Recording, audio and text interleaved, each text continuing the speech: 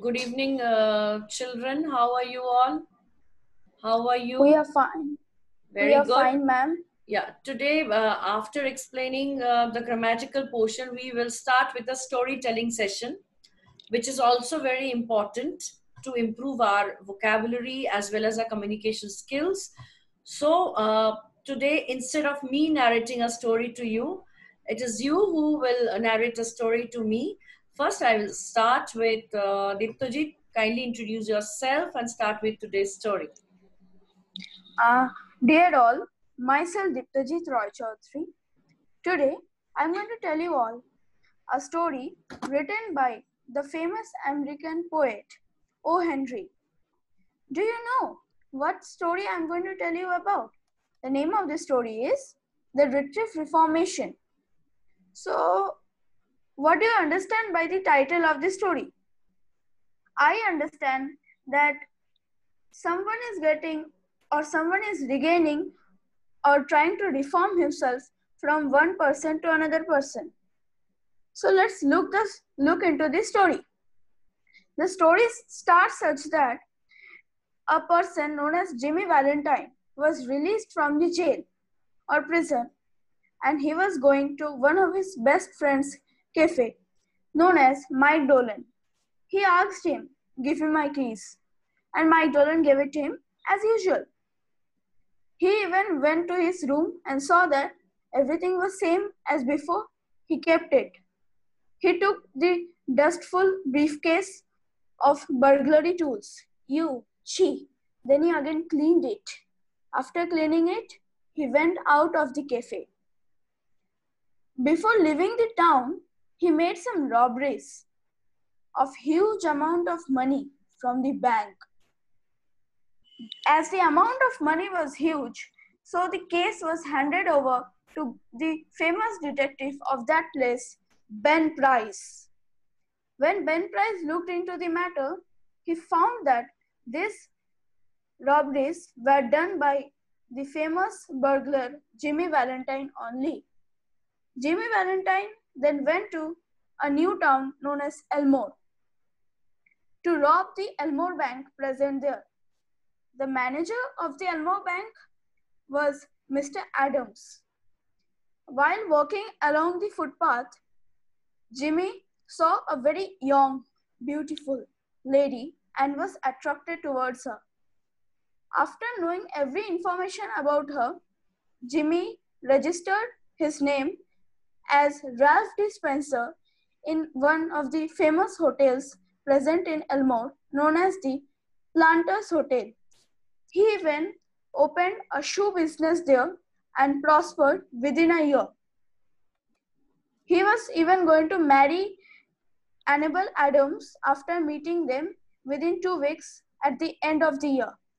He wrote a letter to one of his best friend, old pal or Billy, to take all his burglary tools as he was leading a straight life. But Ben Price was looking for Jimmy, and while looking, he came to Elmore and saw that Jimmy was going to marry bank manager's daughter. So he came near the bank and leaned on the wall. And when the security asked him, "Why? What are you waiting here for?" So the so Ben Price told that, "I am waiting for someone." Then Mr. Adams, Annabel Adams, Jimmy, Annabel Adams' younger married sister, and their two daughters, May and Agatha, of 5 and 9 years old, came to the bank. While Mr. Adams was explaining Jimmy Valentine about the vault, the new vault, okay, about the vault present there. It was having a time lock. Jimmy Valentine was not so much excited about it, but May and Agatha were too much excited about it, and they were attracted towards the shining metal of it. In the spirit of play, May by mistakenly trapped Agatha inside the vault, and her mother screamed loudly. Everyone was worried. what will happen to Agatha. But then Annabel Adams asked Jimmy Valentine to do something. Then Jimmy Valentine asked Annabel Adams, "Give me your rose." And Annabel Adams did that as usual. After that, Jimmy Valentine opened his coats and took his briefcase of burglary tools. Then he took his favorite pet drill and broke the vault, breaking his record. Agatha was almost collapsed, but she was safely returned to her mother's arms. After that, he wore his coat and went towards the front door. Suddenly, he heard someone calling Jimmy Valentine. Then he turned back and saw his favorite enemy or favorite detective, Ben Price, called him. Then he told that now it's time for us to go.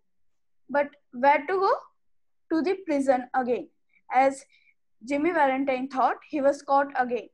But Ben Price pretended such that he don't know anything about him and asked, "You're mistaken, Ralph Dispenser."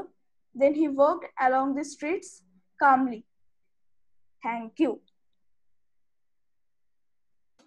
That was really very, very nicely spoken. And the story is really very interesting.